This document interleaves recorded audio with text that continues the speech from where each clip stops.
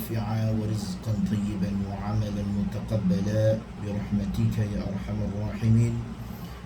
وصلى الله على سيدنا محمد وعلى آله وصحبه وبارك وسلم والحمد لله رب العالمين. InsyaAllah pada hari ini secara ringkasnya kita akan masuk kepada pelajaran yang ke-11, yakni huraian pada sifat-sifat huruf yang tunggal. Setelah kita mempelajari sifat-sifat huruf yang berlawan, maka pada hari ini kita akan mempelajari sifat-sifat huruf yang tunggal, yakni sifat-sifat yang mana hanya berlaku pada huruf-huruf yang tertentu sahaja, ataupun ianya berlaku pada huruf-huruf yang satu sahaja, yakni pada huruf-huruf yang tertentu sahaja.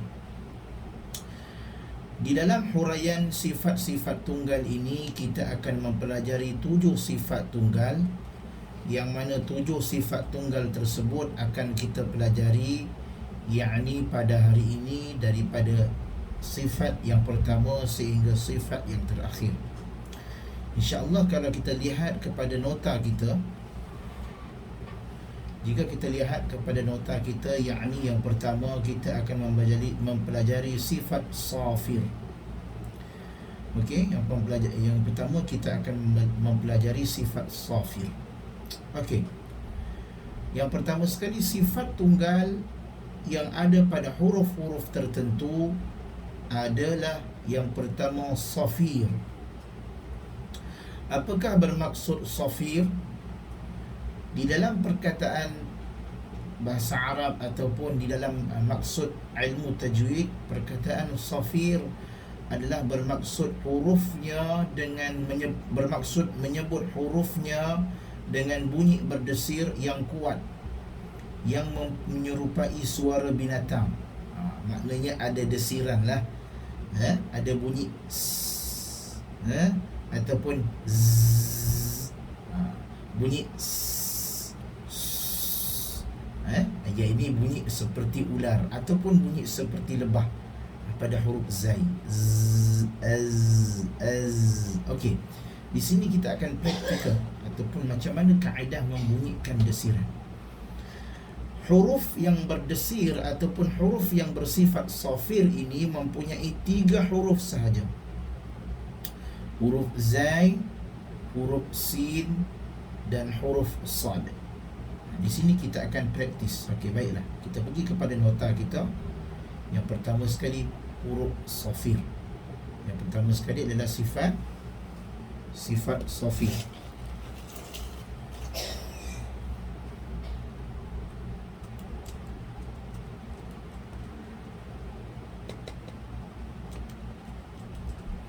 Okey, apakah yang dimaksudkan dengan safir? Safir ini bermaksud menyebut hurufnya. Menyebut hurufnya dengan membunyikan desiran. Dengan membunyikan desiran. Baiklah, ini secara ringkas. Jika kita lihat, huruf yang berdesir ada 3 sahaja. Huruf yang berdesir ada 3 sahaja. Apakah dia hurufnya? Hurufnya zai, sin dan sad. Di dalam ketiga-tiga huruf ini ada tahap desiran. Di dalam ketiga-tiga ini ada tahap desiran. Yang kita lihat yang pertama sekali, desiran yang paling kuat. Kita buat kat sini desiran yang paling kuat. Desiran yang paling kuat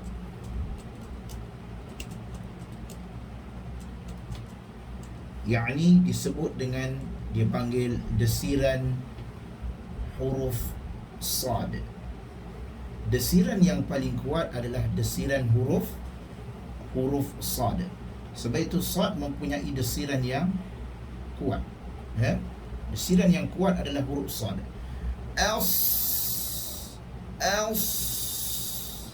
Dan dia juga huruf hamas. Maka bila huruf sad ditambah dengan desiran yang kuat dan juga angin, maka dia jadi kuat dan bertambah kuat. Contoh bacanya ihdinas siratal, ihdinas siratal, siratal, as-salah, as-salah. Jangan sampai kita menghilangkan desiran itu. Kadang-kadang setengah daripada kita membaca af, lidah dia muncung dan lidah terkeluar. Af, salah, tak mau. As, ada desiran di situ. As-salah, as-salah, as.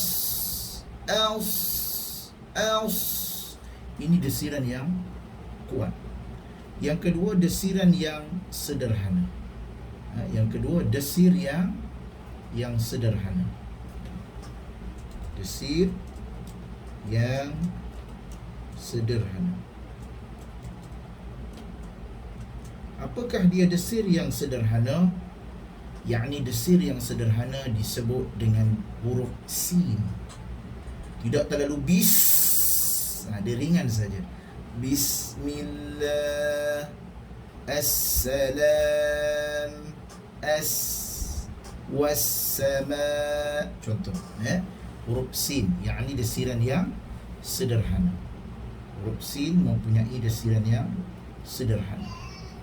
Dan jika kita lihat desiran yang paling kurang sekali, desiran yang paling kurang, yakni disebut dengan desiran yang lemah. Desiran yang lemah. Tapi dia masih lagi berdesir.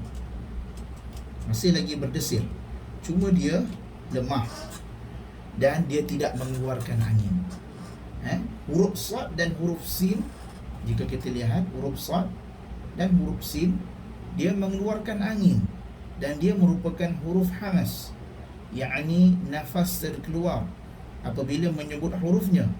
Tetapi ada lagi satu huruf yang dia berdesir tetapi dia tak keluarkan angin, yakni yang adalah huruf zai. Huruf zai. Az. Jangan bunyi az. Jangan terlalu press, nanti dia akan jadi angin. Az. Sebab itu zai dia bunyi ada suara. Sebab itu zai adalah huruf rakhawah. Zai adalah huruf rakhawah, yakni suara kita akan terkeluar. Azza, azzi, azzu, azza, azzi, azzu. Inna anzalna, anzalna,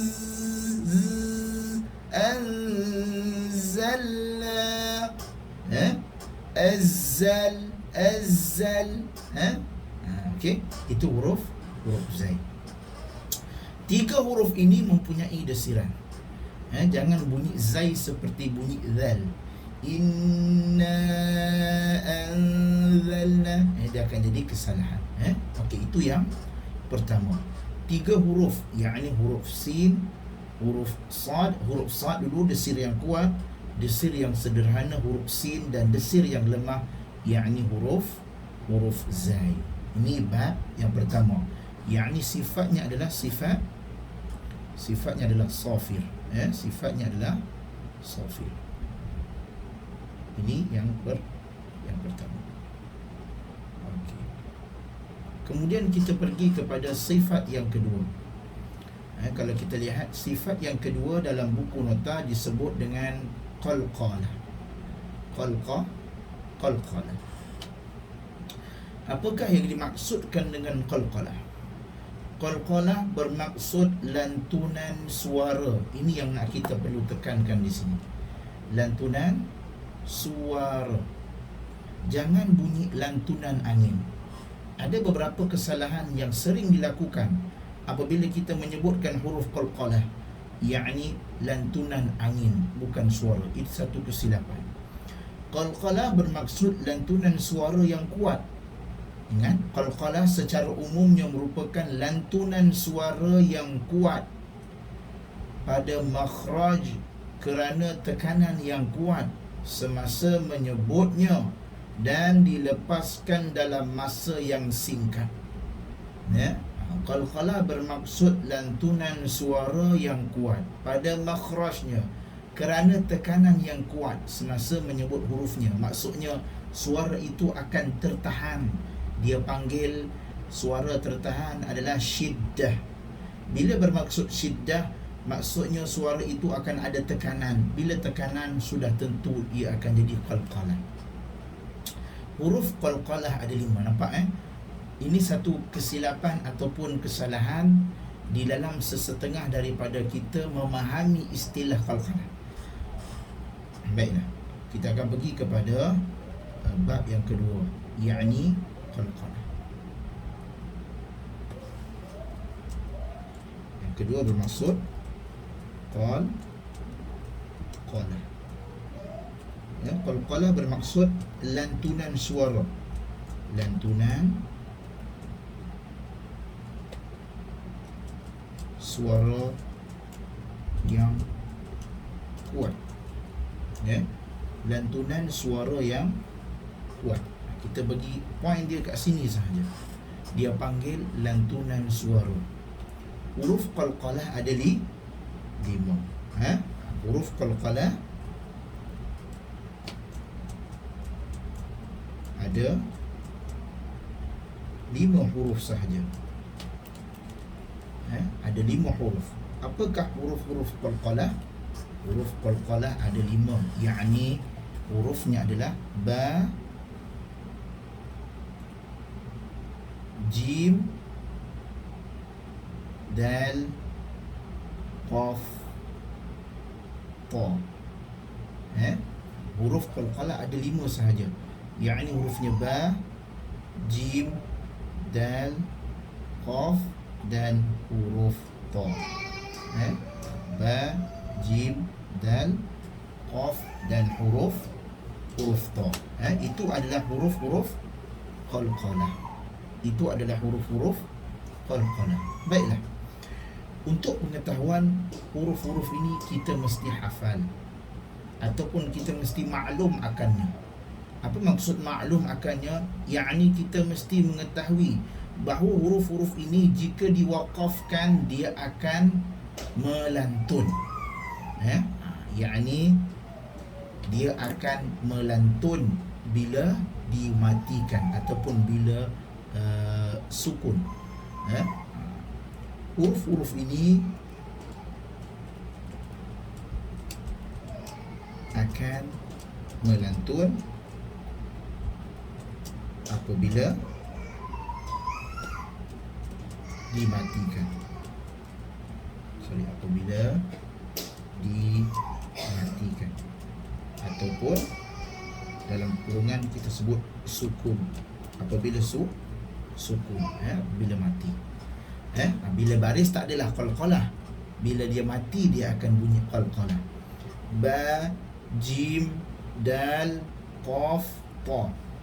Ataupun baju, da, qa, ta. Okey. Satu kesilapan daripada kita buat, kita kena tahu yakni maksudnya lantunan suara yang kuat. Bila lantunan suara yang kuat, salah satu kesilapan daripada kita adalah kita kata dia angin, lantunan angin. Sebenarnya dia adalah lantunan suara. Dia adalah lantunan apa? Lantunan suara. Ya. Lantunan suara yang kuat. Bukan lantunan angin. Contoh, bila kita waqafkan kat sini ab,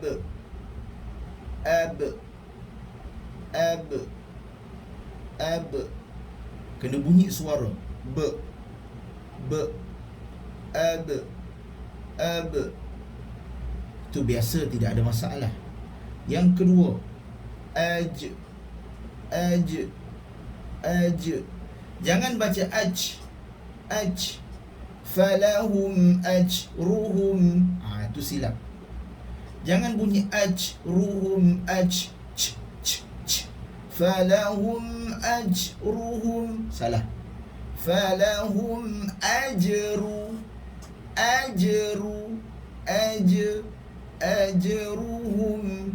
Itu yang kedua. Yang ketiga dal. Ad. Ad. Jangan bunyi ad. Qul huwallahu ahad. Allahu samad. Tak mudah. Tidak ada angin. Ad. Ad. Ad. Ad. Satu kesilapan daripada kita membunyikan qalqalah. Kebanyakan juga imam-imam membunyikan qalqalah, dia bunyi dengan bunyi belakangnya ada bunyi hamzah. Sebenarnya silap. Jangan baca qul huwallahu ahad. Belakang tu macam ada hamzah, salah. Dia hanya lantunan saja. Dalam kitab dia sebut sentuhan dua tempat sahaja, kemudian lepas. Ad, ab,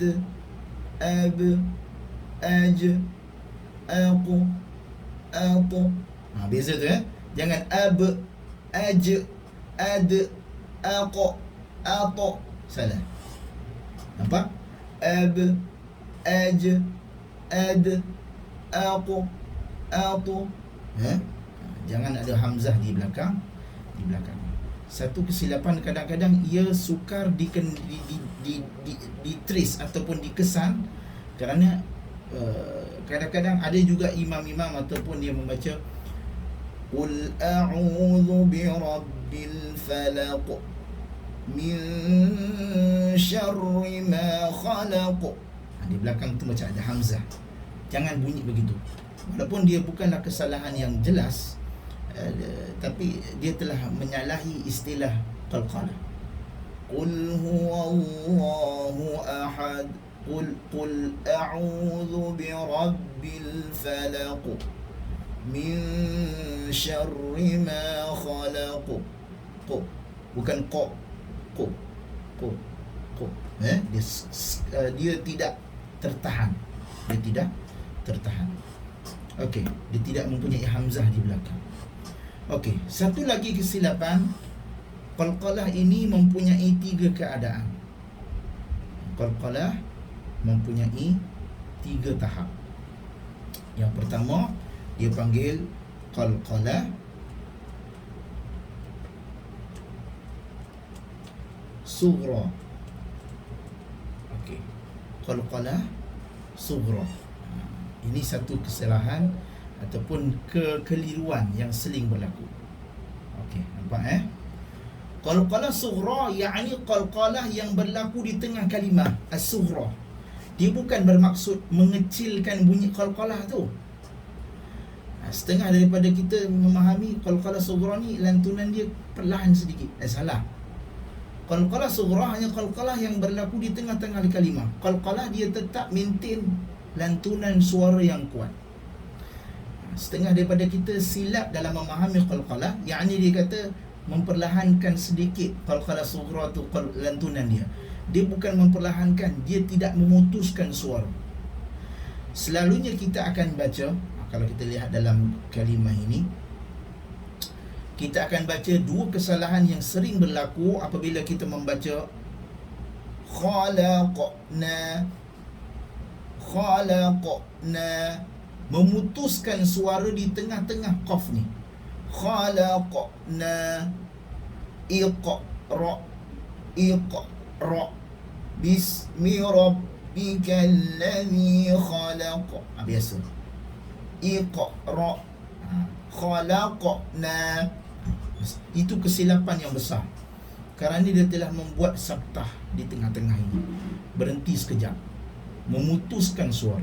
Sebab itu qalqalah sughra, qalqalah kuat, tetapi ia berada di tengah-tengah kalimah sahaja. Khalaqna.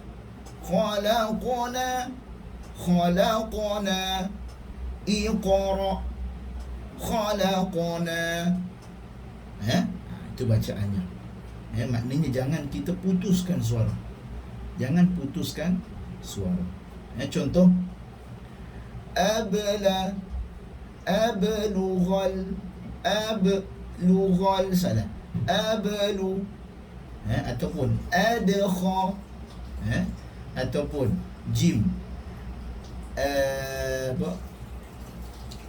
Naj'alahu fanaj'alahu. Jangan baca fanaj'alahu, tak mau.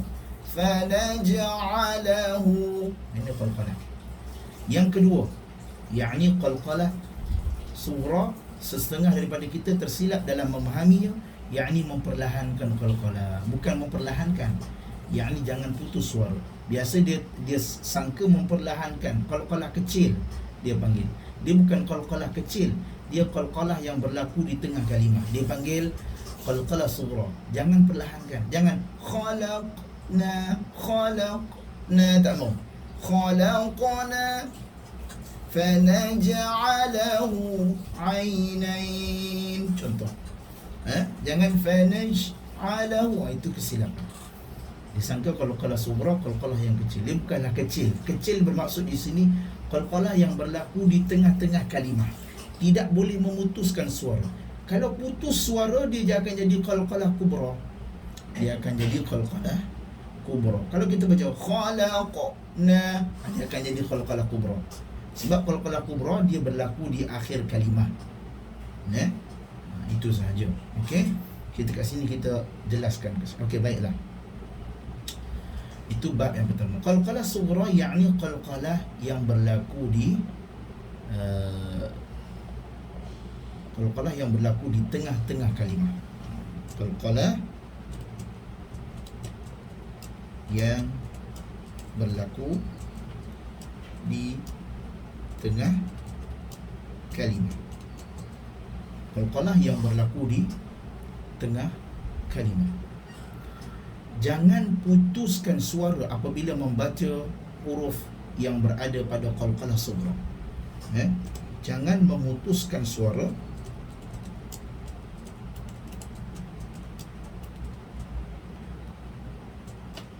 pada qalqalah sughra ini. Jangan putuskan suara. Ini qalqalah yang berada di tengah-tengah kalimah. Jangan putuskan suara. Kalau kita putuskan suara, dia akan jadi qalqalah kubra. Qalqalah kubra. Ini bab yang pertama, yakni qalqalah kubra. Qalqalah sughra.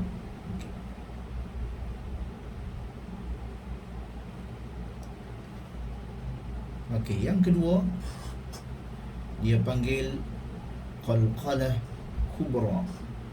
Qalqalah kubra.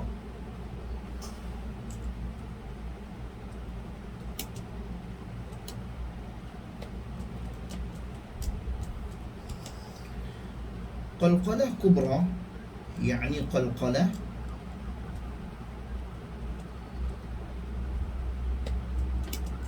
yang berlaku di akhir kalimah. Akhir kalimah. Berlaku di akhir kalimah. Okey, baiklah. Ini tadi yang saya sebut. Kita pergi kepada nota kita. Qalqalah yang berlaku di akhir kalimah. Ia terjadi jika waqaf pada huruf qalqalah. Ia terjadi jika waqaf pada huruf qalqalah. Maknanya sekiranya kita berhenti pada huruf dan kita waqaf di situ, biasanya huruf terakhir akan jadi sukun. Biasanya huruf terakhir akan jadi sukun. Contoh bacaannya kita lihat. Okey. Dia berlaku, kita tulis kat sini, berlaku pada huruf qalqalah yang waqaf, padanya. Berlaku pada huruf qalqalah yang waqaf padanya. Okey, contoh. Saya buat contoh kat sini. Contohnya kita ambil surah Al-Ikhlas nah. Kita ambil contoh surah Al-Ikhlas. Okey.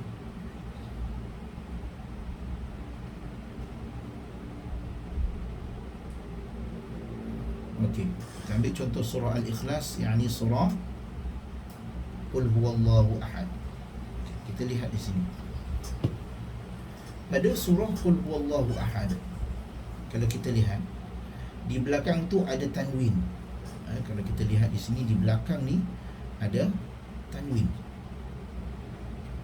Di belakang ada tanwin. Bila kita mati, di dalam istilah kita membaca Quran, bila kita berhenti pada huruf terakhir dan huruf tu merupakan huruf qalqalah, maka huruf qalqalah walaupun dia tanwin, dia akan jadi sukun. Maka di sinilah kita kena bunyikan Qul huwallahu ahad, seperti mana kita baca tadi yang awal, ab, aj, ad, aq, at. Ini contoh. Disukunkan. Baiklah, itu yang kedua.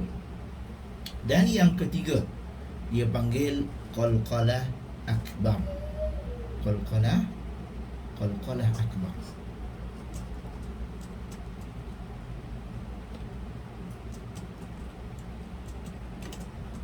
Apakah maksud qalqalah akbar? Qalqalah akbar maksudnya yakni qalqalah yang di akhir kalimah dan bertasydid. Qalqalah di akhir kalimah dan bertasydid, ataupun dalam bahasa lain bersabdulah, dan bersabdu. Okey, kita kena tahu dulu apakah fungsi sabdu. Fungsi sabdu adalah huruf itu akan ditahan dahulu. Fungsi sabdu adalah akan ditahan dahulu. Contoh kalau kita lihat dalam nota kita,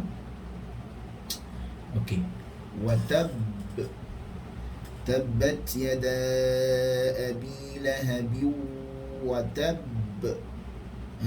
Okey, kalau kita lihat qalqalah akbar, ia terjadi waqaf pada huruf qalqalah yang bertasydid, yakni bersabdu. Dia panggil qalqalah akbar. Setengah buku dia panggil, hatta sebahagian ulama dia tak panggil akbar kerana terlalu kuat akbar. Dia panggil qalqalah al-kubra al-musyaddada, qalqalah di akhir dan bersabdu. yakni qalqalah yang di akhir kalimah macam qalqalah kubra, tapi dia ada sabdu. Sabdu ni apa fungsi dia? Sabdu fungsi dia adalah huruf itu akan ditahan seketika sebelum dibunyikan. Biasa kita baca watab, tapi orang kata kalau andai kata ada sabdu maka tahan sekejap, seketika. Watab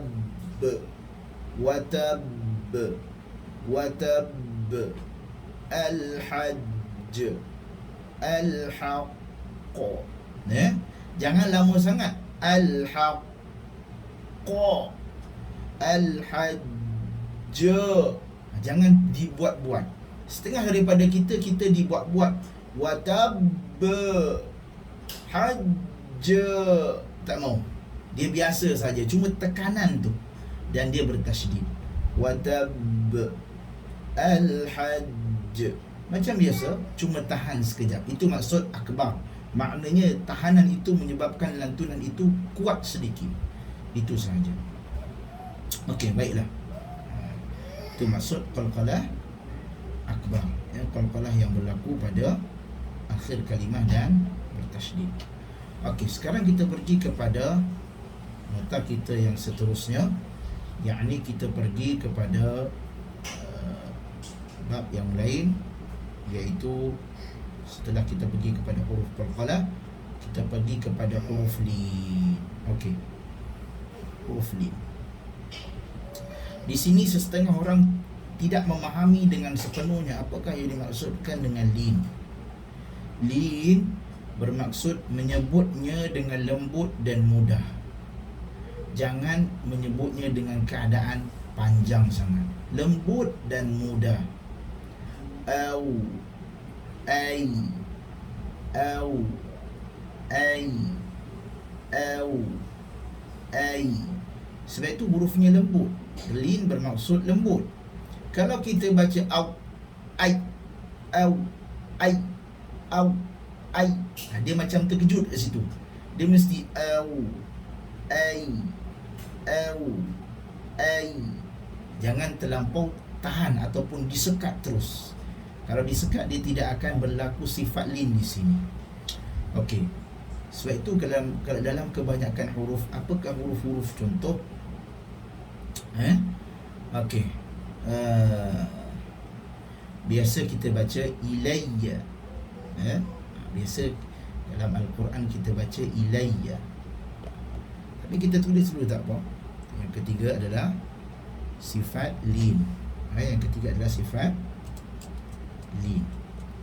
Lin bermaksud menyebut hurufnya